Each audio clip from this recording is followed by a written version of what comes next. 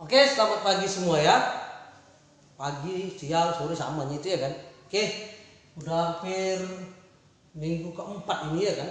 Udah 3 minggu libur. Kelas 11 itu udah minggu ketiga libur. Udah bosan di rumah kan. Iya, jadi karena pemerintah memperpanjang libur kalian, nggak mungkin kita libur terus. Jadi kita buatlah kebijakan belajar secara jaringan. Jadi kalaupun media pembelajarannya seperti ini yang kita kerjain, ya kalian maklum aja lah. Ya mudah-mudahan apa yang terjadi selama ini di negara kita, apalagi di dunia ini, bisa berjalan dengan baik, bisa selesai dengan baik, wabahnya selesai dengan baik. Makanya kalian berdoa lah, berdoa masing-masing menurut ajaran agamanya, supaya apa? Supaya wabahnya itu cepat selesai, wabah kita ini semua kembali seperti normal. Amin. Oke ya. Dan ini sengaja tulisannya saya buat tulisan ini sebagai tes supaya fokus kameranya nggak baling-baling. Ya. Kalau ada kalian cerita, masih rindu loh pak, masih rindu loh bang, nggak usah. Nanti ya, nanti ada waktunya kita ketemu. Sekarang kita belajar dulu. Kalau saya nggak salah kemarin kita kelas 11 tuh belajar terakhir tentang pemantulan cahaya, ya kan? Kalau udah siap pemantulan cahaya kemarin, pemantulan cahaya cermin datar, 2 cermin datar yang dihadapkan, terus pemantulan pada cermin cembung, cermin cekung, ya kan? Sekarang kita masuk ke pembiasan, ya. Ini masih dalam bagian dari optika geometri namanya. Jadi namanya ada geometri kan, digambar-gambar nanti. Jadi kalau di sini kita belajar berarti tentang pembiasan. Tengok ya, pembiasan.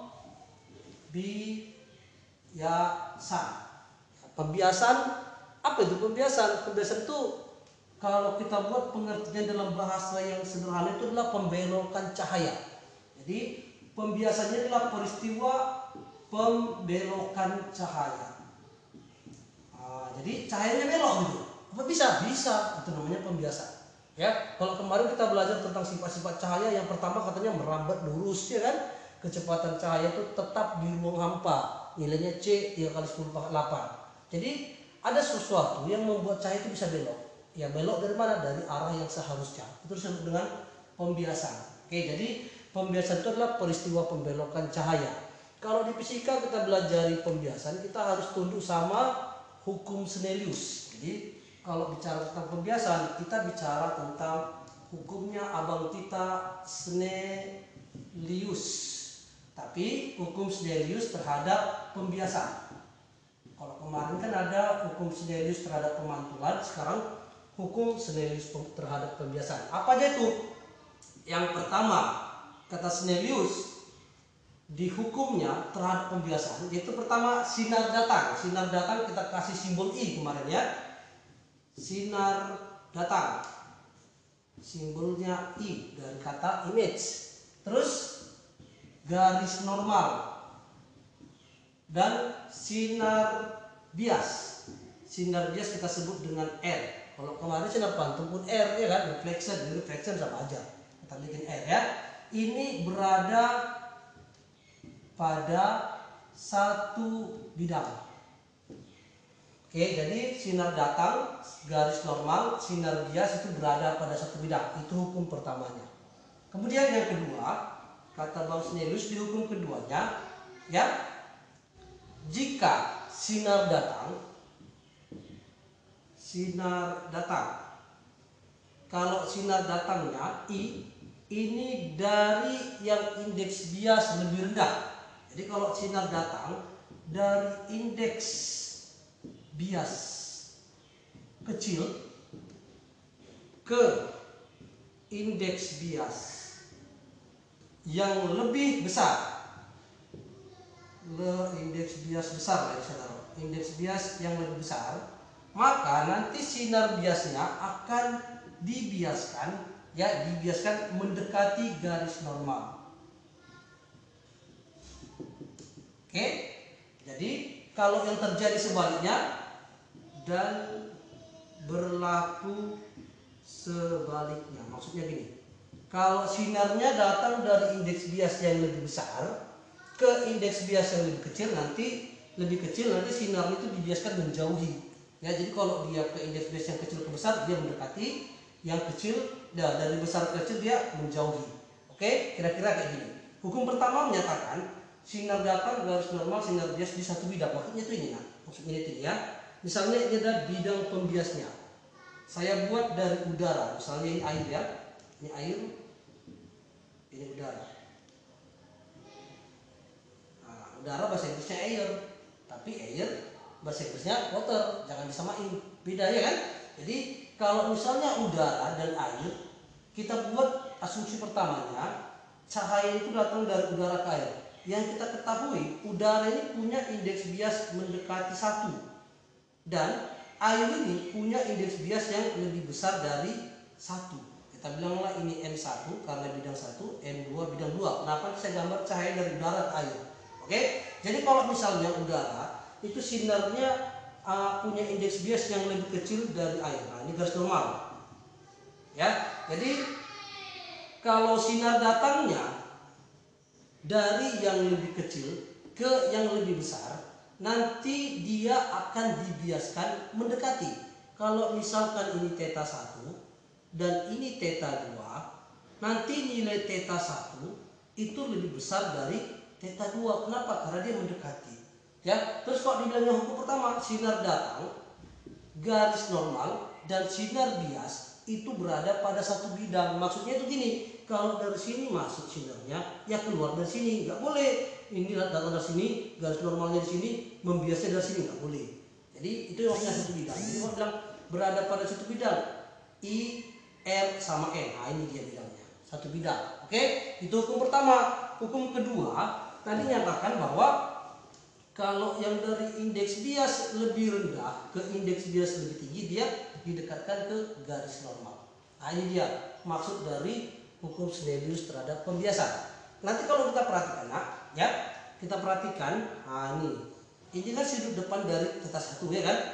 Ini adalah sisi depan dari θ 2. Kalau kita masukkan matematikanya, nanti kita dapatkan bahwa nilai sinus indeks bias 1, oke?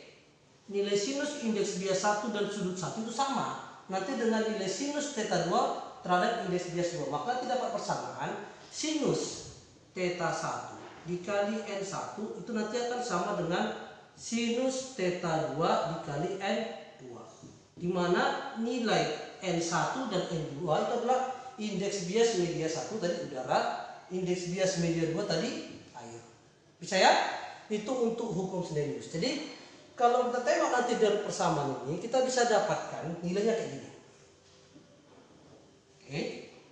Ya, dari tadi kita bilang, kalau kemarin kita belajar di gelombang, ada namanya cepat lambat gelombang. Nilai cepat lambat gelombang ini akan sama dengan panjang gelombang dikalikan frekuensi gelombangnya. Itu dia ya. Jadi kalau misalnya saya ambil senter atau saya ambil laser saya ini warnanya merah. Oke, laser warna merah ini saya senterkan ke dalam air. Warnanya tembus, ya, cahaya lasernya tembus ke air. Tapi yang tembus ke air itu cahaya tetap warna merah. Berarti nggak ada perubahan warna cahaya, ya kan? Nanti kalau kita bahas di gelombang elektromagnetik bahwa warna cahaya itu dipengaruhi sama frekuensinya. Jadi kalau makin berubah frekuensinya, berubahlah warnanya. Tapi kita tengok peristiwa yang tadi, waktu lasernya ditembakkan ke air, cahaya merah itu tembus ke dalam air. Berarti apa? Nggak ada perubahan frekuensi gitu ya. Jadi frekuensinya nggak berubah. Frekuensi daripada cahaya yang nembus air itu nggak berubah. Kalau frekuensinya berubah berarti frekuensi tetap. Oke, kita lihat. Berarti kita tengok dari nilai cepat lambat dan nilai indeks bias. Coba kita bayangkan. Yang pertama, cahaya di indeks bias 1 itu kecepatannya kita bilang V1. Cahaya di indeks bias 2 kita bilang namanya nilainya V2. Kalau kalian bayangkan misalnya, kalian lari di media yang jalannya mulus, ya kan? Kecepatannya kan cepat. Oke, terus kalau kalian lari di pasir, misalnya di pasir, nanti kan makin lambat kecepatan lari dan padahal tenaga yang kalian pakai itu sama. Waktu lari di aspal yang jalannya mulus sama yang di pasir. Artinya apa? Artinya nilai kecepatan lambatnya itu akan bergantung medianya. Nanti nilai cepat lambat terhadap media itu akan sama nilainya. Berarti dari kita dapat nilai V1 dikali indeks bias 1 itu akan sama dengan nilai V di 2 dikali indeks bias di 2. Nah, gitu dia. Oke, berarti kalau kita lihat tadi V, cepat lambat cahaya atau gelombang, itu akan sama dengan lambda kali F. Berarti lambda 1 kali F1 dikali N1. Itu sama dengan lambda 2 dikali F2 dikali N2. Tadi kita tengok prosesnya. Cahayanya nggak berubah warnanya, tetap merah. Berarti frekuensi di media 1 akan sama dengan frekuensi di media 2. Arti. Yang tinggal apa?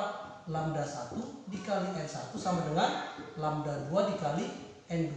Nanti nilai yang berubah kalau sebuah sinar atau cahaya menembus sebuah media yang berbeda dari media asalnya, yang berubah itu adalah panjang gelombangnya, tapi frekuensinya nggak berubah.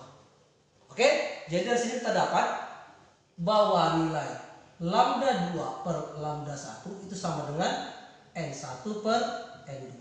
Dikali silang aja ya kan. Ini lambda ini adalah panjang gelombang, satuannya meter. N tadi adalah indeks bias. Nah, gitu. Indeks bias nggak punya satuan. Oke, apa ini indeks bias? Nah, apa ini indeks bias? Nah, tadi indeks bias ya kan. Jadi indeks bias ini adalah perbandingan antara kecepatan cahaya ya di ruang hampa terhadap kecepatan cahaya di media.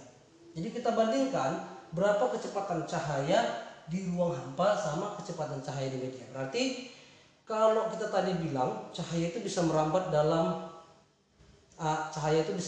tanpa media perantara, tapi bukan berarti cahaya nggak bisa diperlambat sama media, gitu ya. Kecepatan yang konstan itu di ruang hampa. Kalau di media itu berubah-ubah kecepatannya. Oke, ingat ya, di mana nilai C itu kan cepat rambat cahaya udara. Ini nilainya jangan lupa. 3 kali 10 pangkat 8 meter per sekon. Sebenarnya bukan segini, itu 2,98 berapa gitu, tapi digunakan jadi 3 kali 10 pangkat 8 cm. Nah, ini tergantung berapa nilainya ya. Ini adalah cepat rambat pada media. Nanti dikasih tahu dia, atau nanti yang dikasih tahu berapa indeks biasnya. Tanya berapa cepat rambat cahaya pada media gitu ya. Ini satunya sama tetap meter per sekon. Oke, itu untuk indeks bias. Dan kita lihat ini untuk indeks bias. Ada yang mau tanya? Kalau ada yang bertanya nanti taruh di komen ya.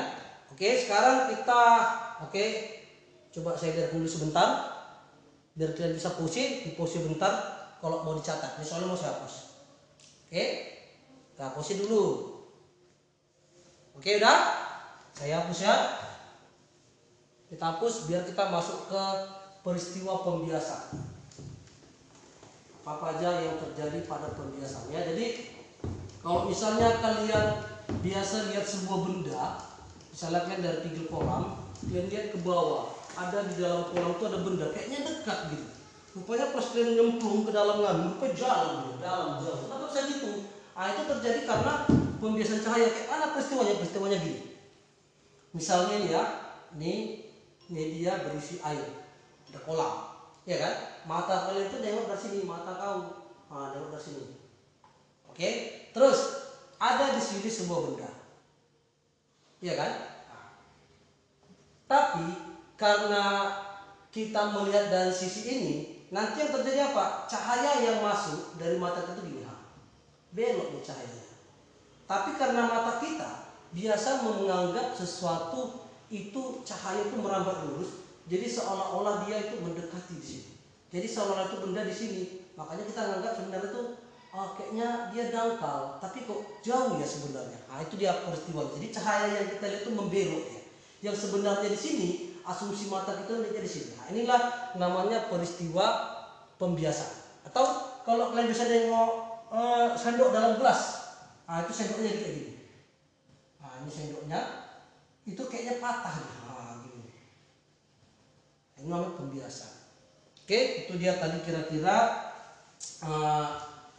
yang yang biasa terjadi dalam kehidupan sehari-hari.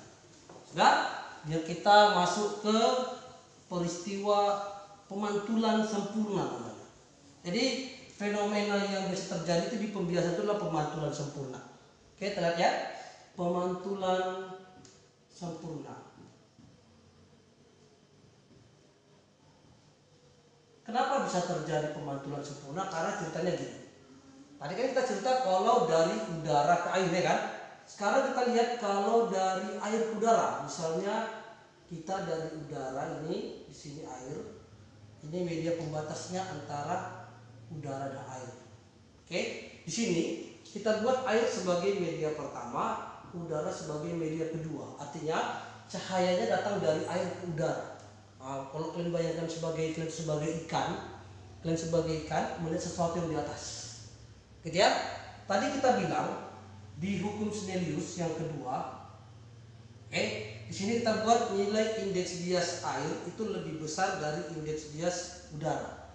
Kata si Snellius di hukumnya ya tadi ya, kalau sinar datang dari yang indeks bias lebih besar ke indeks bias lebih kecil, sinar nanti dijauhkan dari garis normal. Kalau ini garis normal, ini media batas, berarti kalau misalnya saya bikin sinar datang dari sini, ini theta 1 ya kan, nanti akan dibiaskan kemana? Ini theta 2. Nah, ini peristiwa pertama. Oke, terus apa yang terjadi kalau sudut ini saya besarin? Kalau sudut yang di sini saya besarin, nah ini itu gambar pertama, ini gambar kedua, ini garis normal, sudutnya saya besarin. Tadi segini, sekarang kita bikin dia segini. Kalau saya buat sudutnya datang dari sini, ini theta 1, yang terjadi apa? Ini kan nanti dibiaskan jadi menjauhi juga gitu ya kan? Tambah menjauhi berarti yang arahnya datang kemari itu keluar kemari. Nah, ini R, ini I. Kalau saya jauhkan lagi, saya tambah lagi jauhnya. Kalau saya jauhkan lagi, untuk garis normalnya, ini batas air udaranya, saya jauhkan lagi sudutnya. Nah, yang terjadi apa? Nanti kalau yang terjadi seperti ini sinar datang dan sinarnya dibiaskan sejajar sama medianya kayak gini. Oke, terlihatnya nampaknya ini. Kalau yang ini, jadi nampak ya? Nampak, oke. Berarti tadi ini sinar datang, ini sinar biasnya, dia nggak keluar sinarnya itu, nggak terbiasa keluar, tapi sejajar sama medianya. Ini disebut dengan pemantulan yang sempurna. Nah, ini di sini terjadi yang namanya sudut kritis. Mana sudut kritis? Sudut kritis itu ini disebut dengan sudut kritis. Nah, tahulah kritis ya kan? Kalau orang kritis cemana lah, tinggal napas Senin Kamis itu udah kritis tuh. Artinya apa? Berarti kalau udah kritis, udah nggak bisa lagi membiaskan gitu. Sama kayak orang udah kritis, mana bisa lagi dia cerita-cerita main-main belajar, namanya udah kritis. Tapi kita lanjut sampai kritis ya kan? Oke, kita lihat.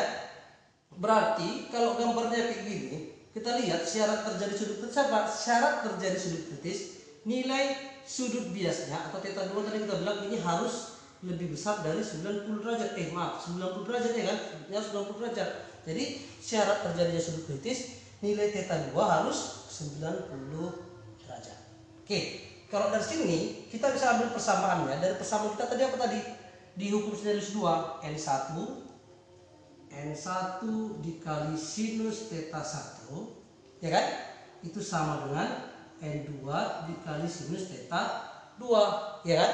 Dah, tadi kita bilang syarat sudut kritis itu sudutnya harus 90 derajat theta 2 nya, berarti ini kan jadi N1 dikali sinus theta 1, ini sinus theta 1 ini sudut datang, itu sama dengan N2 dikali sinus 90 derajat ya kan.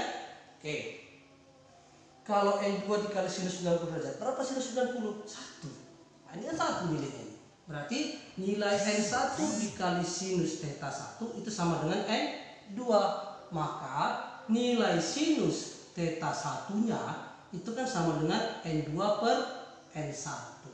Nah, jadi nilai sinus theta 1 tadi apa? Itu kan sudut kritis. Maka nilai sudut kritis sama dengan N2 per N1. Ah, gitu caranya. Oke, itu untuk sudut kritis. Jadi apa sudut kritis? Itu sudut batas. Batas apa? Batas terjadinya pembiasan. Oke, sekarang kita sudah bicara sudut kritis satu lagi. Ya, satu lagi. Nah, ini namanya polarisasi akibat pembiasan. Apa itu polarisasi akibat pembiasan? Nah, ini biasa kalian alami tapi nggak kalian sadar, iya kan? Contohnya apa? Contohnya misalnya ya, misalnya kalian lagi lihat kaca. Kalau membedakan antara kaca sama cermin. Kalau cermin itu mantulin, kalau kaca itu biasin. Kalau pernah nonton film India ya kan, film India dia ini film India yang paten, bukan film India yang masak ditumbuk suaranya keluar orangnya kecampak, terus ditumbuk sekarang suaranya belakangan, bukan yang kayak gitu, ini yang paten filmnya. Jadi dia pertama lewat dari depan toko, ya kan, lewat dari depan toko ini pakai kaca gitu. Bukan pakai cermin, pakai kaca, jadi dia bisa lihat ke dalam. Waktu dia melihat, misalnya dilihat ada kamera HP dipajangkan di balik kaca, waktu dia melihat dari kaca tembus ke sana, ternyata dia nampak ada bayangan orang mau mukul dia dari belakang. Elak dia, jadi gak kena ya kan. Kenapa bisa gitu? Tadi kan kita bilang kaca itu membiaskan, bukan memantulkan. Kenapa terjadi pemantulan? Nah, ini mau kita pelajari ya. Jadi kalau sebuah kaca, sebuah lensa itu bisa memantulkan, itu disebut dengan polarisasi. Polarisasi karena pembiasan. Kenapa bisa terjadi? Ya karena sudut kritis tadi. Kalau tadi dia sudah sampai sudut kritis, sekarang gini, ini gambar 1, gambar 2, gambar 3. Kita buat gambar keempat. Gambar keempat ini, ini garis normalnya. Gambar keempat ini sudutnya ini kita besarin lagi. Kalau sudut ini kita besarin lagi, berarti kan dia jadi kemari, ya kan?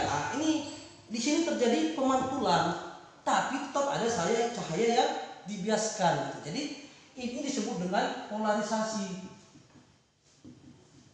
Polarisasi akibat pembiasan. Nanti ada polarisasi kita satu lagi ya, di fisika optik namanya, di optik fisis.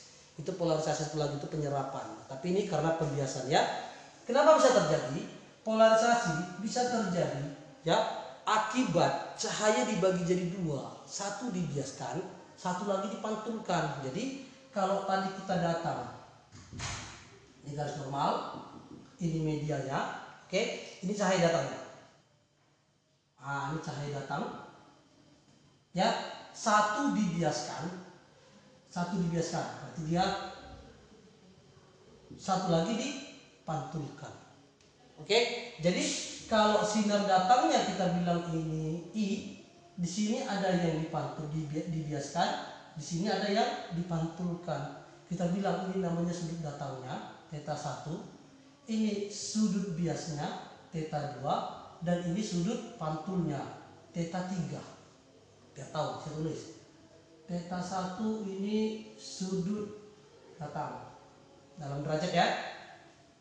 Theta 2 ini sudut bias, dan theta 3 ini adalah sudut pantul. Jadi cahaya datang itu dibagi dua, satu dibiaskan, satu dipantulkan. Tapi ada syaratnya, nggak sembarangan ya. Syaratnya apa? Syaratnya ya, sudut antara pembiasan sama pemantulannya ini harus siku. Ini sudutnya harus 90 derajat. Terus di sini juga berlaku hukum Snellius terhadap pemantulan. Karena kata Snellius, sinar datang sama dengan sinar pantul. Berarti theta 1 sama dengan theta 3 gitu. Walaupun ini nggak sama gambarnya, cek-ceknya udah sama lah itu, ya kan? Oke, dari sini kita bisa lihat kalau theta 1 sama dengan theta 3. Terus apa lagi kita tengok? Ini 90 derajat, theta 1, theta 3 sama. Kalau ini sama, ini sama. Apalagi yang bisa kita ambil? Ini theta 2, ini theta 2. Ini kan garis lurus. Garis lurus sudutnya berapa? 180 derajat. Berarti nilai theta 2 ini, itu kan, nilai theta 2 sama dengan 90 derajat. Ya kan? Ini. Terus apa lagi? Kemana? Gini kita buat. Berarti nilai theta 2 ini kan 90 derajat ini kan. Berarti 90 derajat itu kan sama dengan theta 2 tambah theta 3. Loh, kok bisa gitu ya? Iya, ini kan udah 90. Berarti orang di luar 90, ini kan lurus ini. Kalau lurus kan 180 derajat. Berarti bisa kita simpulkan nilai theta 2 ditambah theta 3 90, maka dia jadi 180 gitu. Oke? Tadi kita bilang theta 1 sama theta 3 sama karena hukum Snellius terhadap pemantulan. Berarti bisa kita ganti nilai theta 1 ya kan? Berarti nilai theta 2 itu kan sama dengan 90 derajat dikurang theta 1. Bisa itu ya? Oke, nah itu dia. Jadi 90 derajat kurang theta 1. Ini persamaan kita yang pertama. Sudah? Kita masuk ke hukum pembiasan tadi. Bahwa nilai N1 dikali sinus theta 1, tadi N1-nya di sini ya, nak. Sini N2, karena sinarnya datang dari sini, kita buat dari bawah. Itu sama dengan N2 dikali sinus theta 2. Bisa? Kita masukkan nilainya. Maka N1 dikali sinus theta 1 itu sama dengan N2 dikali sinus theta 2 tadi ini. Itu kan 90 dikurang theta 1. Ini pakai derajat. Bisa ya? Oke, sinus 90 kurang theta 1 itu kan sama dengan cos theta, ya kan? Sin 90 kurang alfa itu kan sama dengan cos alfa. Itu kan di matematika ya. Berarti ini jadi N1 dikali sinus theta 1 sama dengan N2 dikali cos theta 1. Gitu ya kan? Nah, jadi kalau kita taruh gini, oh ini theta 1 ya, theta 2 ya sama dengan theta 1.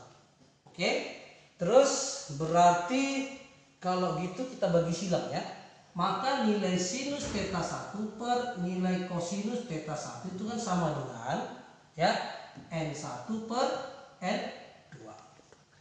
Oh terbalik salah, ini kan kemari ya kan. Oke, berarti ini jadi N2 per N1 gitu. Apa sih untuk cos tangen ya? Tangen theta itu kan sama dengan theta 1 nih ya. Itu sama dengan N2 per N1.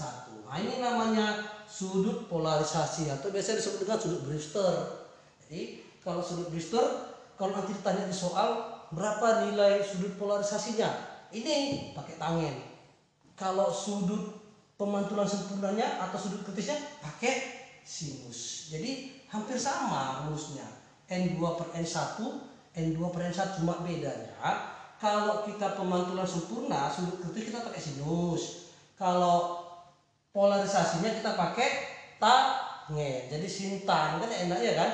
Oke, itu dulu untuk pembiasannya. Oke. Ini tadi mulai dari pembiasan sampai ke polarisasi akibat pembiasan. Nanti kalau ada mau tanya bikin di komennya ya. Kalau kurang jelas atau bilang kurang ganteng abang itu, bikin yang ganteng apa gayanya, biar kita ada perbaikannya ya. Oke, sekian dulu.